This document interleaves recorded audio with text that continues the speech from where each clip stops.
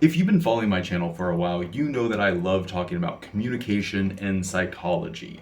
Not in a sort of vapid, that's interesting sort of way, but in a way that we can actually use in a practical sense so that we can increase our leverage, increase our personal power, and gain freedom in the modern world. Now, among psychology, there's not just one field, there's not just one school of thought. One of the most important school of thoughts to utilize and to learn about is called evolutionary psychology.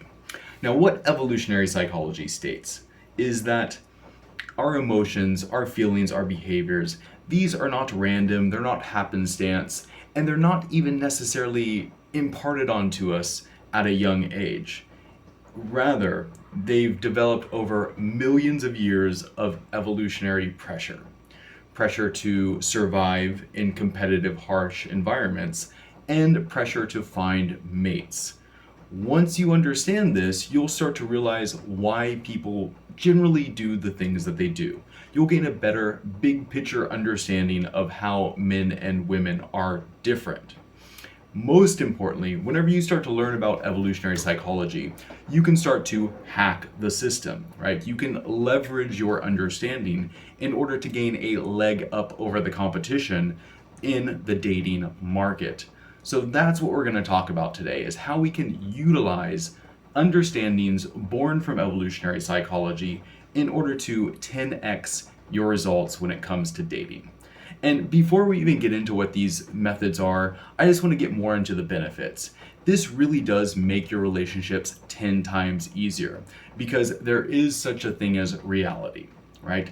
Sure, the map is not the terrain, but you generally want to have a map that is the most accurate representation of the terrain possible. And that's what understanding evolutionary psychology allows you to have. More importantly, whenever you do apply these lessons from evolutionary psychology, women start to appreciate you more. They treat you less like something that they're settling for. They treat you less like a puppy dog that they're taking care of. They actually desire you. They actually appreciate you, and that's probably the sort of relationship you want. If you don't, that's fine. If you want to be treated like an ATM machine, more power to you. You can click away. But if you want a relationship where women actually desire you, actually yearn for your attention, rather than just kind of treating you like an afterthought, then please stick around. Because my channel is all about helping men get the most out of life. So let's get right into it. The first way that you can start to hack evolutionary psychology is by getting ripped, right? Go to the gym. This is not an option as a man. And if you don't have a gym, if you're too poor or whatever, go to the park. Start doing calisthenics. It's very simple. This is a status symbol in the West, right? If you live in India, okay, you got a six-pack, maybe you look like a construction worker, whatever. But in the West, there are more millionaires than there are people with six-packs. So if you can be that guy who is shredded, you are going to have a massive advantage in the dating market. Now, why is this though? Well, it's very simple. Lean muscle is a status symbol. It implies that you have discipline, right? You have discipline to maintain a healthy diet. You have discipline to go to the gym. Moreover, it implies that your body is not flooded with cortisol, right? Your body isn't holding on to excess estrogen. You have a decent sleep, schedule. You're not staying up worried about little stuff. Again, a high status trait. Fit guys are generally more respected by other people. It's very difficult as a man to respect another man who is in worse shape than you. Sure, they might be your boss. Sure, they might actually have more status than you, but it's still very hard to, look up to and to respect a fatty. It just is what it is. So, as a man, if you get fit, if you get ripped, other men will respect you more. And then women will see that other men respect you more and they will be attracted to it. It's quite simple, really. And beyond just the aesthetic pleasure that comes from wide shoulders and muscularity, There is the notion that strength symbolizes security. When a woman sees you as somebody who is strong, then she feels safe and secure with you. Again, these are things that just make your life easier with women. Number two, the second way to leverage evolutionary psychology for your benefit in the dating market is to know the right people. Here's the fact: women are attracted to social proof and pre selection along with status. What does this mean for you? It means that you need to be it means that your circle matters a lot.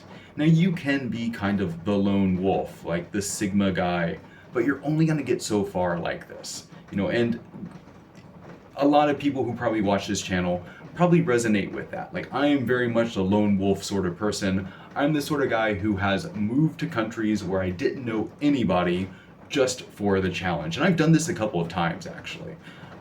So I'm very much that sort of person who's go it alone. That's what comes natural to me.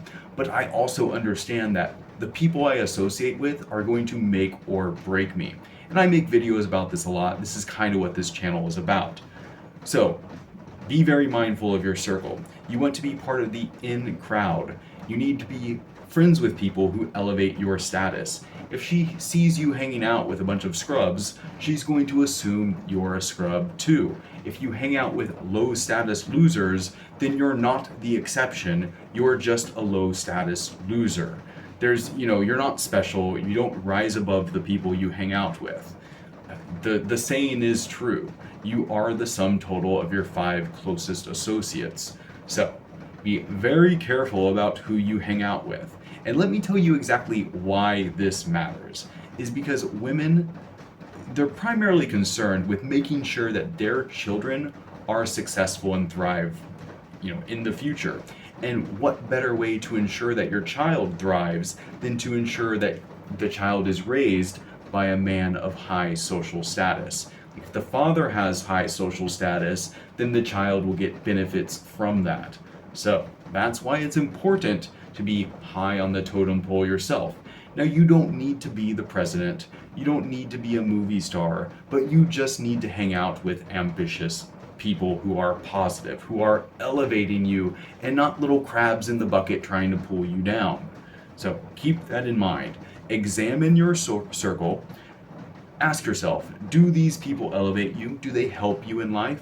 Or are they diminishing you? If they're the latter, cut them out. Very easy to do, especially if you're already kind of the Sigma mindset.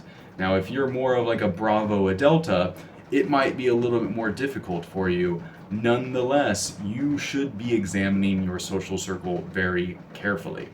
And, if you are the lone wolf, find other people to associate with who are super positive, and then add value to their life so they'll want to hang out with you.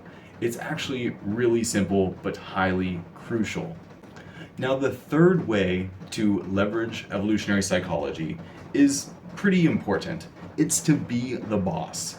Now, this could be construed in a generalized social sort of way. Be the situational alpha, be the salsa instructor, be the guy who's leading the group. Yes, there's that. But what I mean is be the boss in the relationship. Now, here's the truth, the cold hard truth. Women often feel unsatisfied whenever they feel like they're above their man, right? They want to look up to their partner. Now, there are exceptions to this, but generally speaking, there needs to be polarity.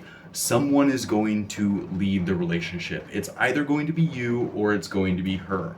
Now, if you want the sassy boss woman, the lady who takes charge and wears the pants in the relationship and just kind of leads you around like a puppy, more power to you, right? Most often, attractive women don't want that. Right? Attractive women tend to want to be soft and feminine. They want to be able to relax in the relationship. They don't want to be the person who's always making the decisions. So that means you have to be the person who makes the decisions. This is just what it is. There's no point in whining or complaining about this. It just is what it is. So you need to learn to hold frame in the relationship. You need to be strong. You need to be stern, while being gracious. You don't have to be overbearing. But more importantly, here's a tip to be the boss in the relationship. It's simply to give her little chores. Make her into your little helper. She will love this if you do it correctly, and here's how. You're going to give her little things to do, and then you're going to validate her for doing them. Oh, use words of affection, words of affirmation, touch, gifts yourself. You're going to reciprocate, right? You're not going to tell her to do things and then she does them and you act like a dick to her for it. Not at all. That's not what you want to do, believe me. You need to give her small chores and then reward her helper behavior. This is what's going to make her addicted to you. This is what's going to make her deeply in love and highly invested into the relationship. Whenever you do these correctly, her catering to you, her doing things for you, this just leads to greater respect. Now again, if you don't validate her, if you get her to do things and then you ignore her for doing them, that's going to lead to resentment. Don't do that. But you need to basically maintain this polarity in the relationship. You need to be the masculine, stoic, strong man. She can be the soft, feminine, slightly emotional woman. That's the happy relationship, right? She doesn't have to be happy all the time because it's not in her nature. Her nature is to worry about things, and your nature is to provide comfort and a sense of it's going to be okay. That's your role. Again, this is not something you have to do. I give you this advice, you don't have to take it. You can say, Nick, you're full of shit, I don't believe you, I'm going to do the exact opposite of everything you say. That's within your right. But I guarantee you, rather than making your relationships 10 times easier, it's going to make your relationships 10 times harder. So you do what you want. But if you have found value in this video, and I think you have, then please do me a favor, like, subscribe, share it with another guy who could use this advice, and I will see you next time.